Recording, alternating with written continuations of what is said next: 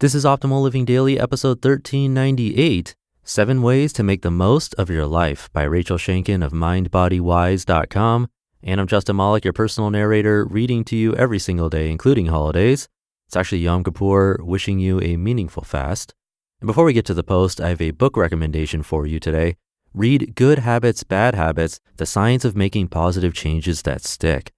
Author Wendy Wood draws on 3 decades of original research to explain the fascinating science behind how we form habits, how our brains are wired to respond to rewards, take cues from our surroundings, and how we can take advantage of this knowledge to make real change happen.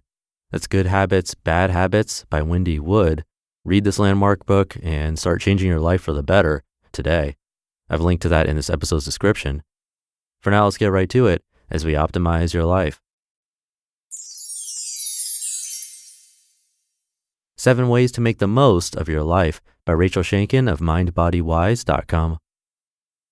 Today, as a biting wind whipped my body, I hunched up my shoulders, scrunched my face, and let out a sound of discomfort and frustration. My body doesn't like winters in New York. I recalled a powerful memory from years ago that shifted my perspective completely. About 10 years ago, I became a volunteer for hospice care. Hospice care is a support program for people who are expected to die within 90 days. As a volunteer, my job was to be a friend, a confidant, and a source of emotional support for patients. In training, we were told to ask the patients how I could support them. We were told that typically the patient might want to watch TV together, or have us read the newspaper to them, or just to talk. For my first assignment, I was sent to an older woman's home on the Upper West Side of Manhattan. It was a bitter, cold, windy day. She came to the door to greet me with warm, welcoming, wise eyes. I was surprised that she was able to move around her large apartment seemingly with ease. After chatting about her life and getting a tour of her phenomenal apartment, she appeared to have created a life well lived. I asked her how I could support her. You can imagine my surprise when she asked me if we could go handbag shopping. She spoke about how she really needed a new bag and that she's always loved shopping for handbags, especially at a boutique store that was all the way across town. What to do? I loved the idea of going shopping with this lovely soul. And who was I to decide what was good for her health or not? Yet we were expecting the first storm of the season. It was a frigid day outside, and a trip across town seemed, dangerous for her condition. She insisted that she was fine and that it would make her happy to get out and about. She was dying after all, so it only seemed fair that she should get to have and do whatever she wanted. We took a bus that left us a few blocks from the boutique. As we walked, small flakes of snow started to fall. The wind blew hard in our faces, and the small flakes were getting in my eyes. I was squinting and bracing my body, as I often do in the cold, trying to resist the blast of cold. However, my lovely hospice friend smiled hugely, held her arms out like she was hugging the wind, and let out a sound of joy. I asked her what she felt, and she said, "It's beautiful out, and the chill of the air lets me know that I am here. This is the feeling of being alive." My whole perspective flipped in that very moment. There I was resisting sensation, internally complaining about how much I disliked the cold and letting my body shut down, while this dying woman was wide open in receptivity and reveling in the present moment. Tears welled up in my eyes. Her words pierced my heart. My first thought was, which one of us is actually closer to death? And the answer by a landslide was sadly me. Me with my resistance and lack of appreciation for being alive on such a cold, sensation-filled, and beautiful winter day. My takeaways? Live life like I mean it, like I cherish it, as much as I possibly can. It's not easy. I'm not always good at it. I still shudder in the cold weather and have been known to dread it. I still notice resistance to things that don't feel good. I still experience stress about unknowns. However, my hospice friend in that one outing taught me a great many things that have helped me to grow in so many ways. Putting these lessons into practice, 7 ways to make the most of your life. Number 1, discomfort means you're alive. Feeling things, both good and bad, is a sign of being truly alive. Next time you feel something you don't want to feel, consider how you can get curious about the feeling versus resisting it. Notice how this shifts things.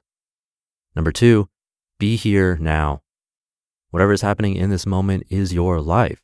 If you tend to live in the past or you find yourself living in dreams of the future, experiment with bringing yourself into what's actually here right now for you. My favorite tool for this is checking in with my breath. Number 3, be alive while you're alive.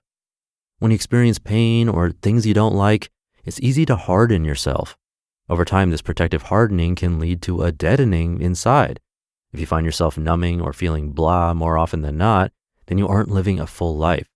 This has remedies. You don't have to stay a dead man walking or dead woman walking forever. Seek out opportunities to try new things, spend time with people who light you up, get creative. If this doesn't work, consider getting help from a professional. Number 4, judgments and labels can be changed.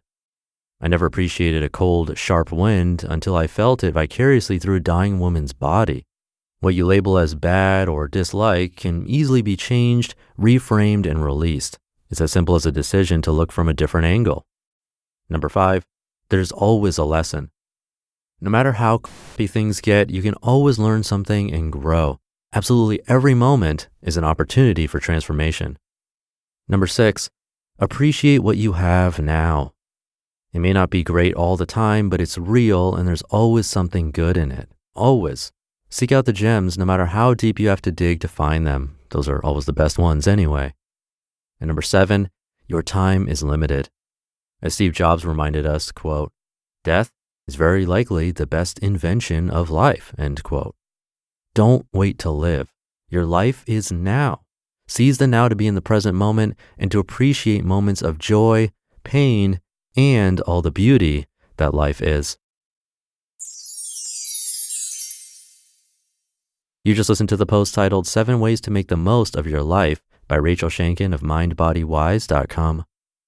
And don't forget, good habits, bad habits, we all have them. But did you know that almost half of the things we do every day, we do without thinking? Eating and exercising, of course, but also complex things like how we behave in a meeting, what we buy, or how we talk to our families. We do them automatically just by habit. Yet for some reason, whenever we want to change something about ourselves, we rely on willpower. And when that doesn't work, we think we just don't have enough. But we are going about it all wrong. It's not about resilience. It's about understanding how our mind actually works. Unlock the secrets of the habitual mind. Read Good Habits, Bad Habits, The Science of Making Positive Changes That Stick by Wendy Wood. Read this landmark book and start changing your life for the better today. And I have that linked in this episode's description.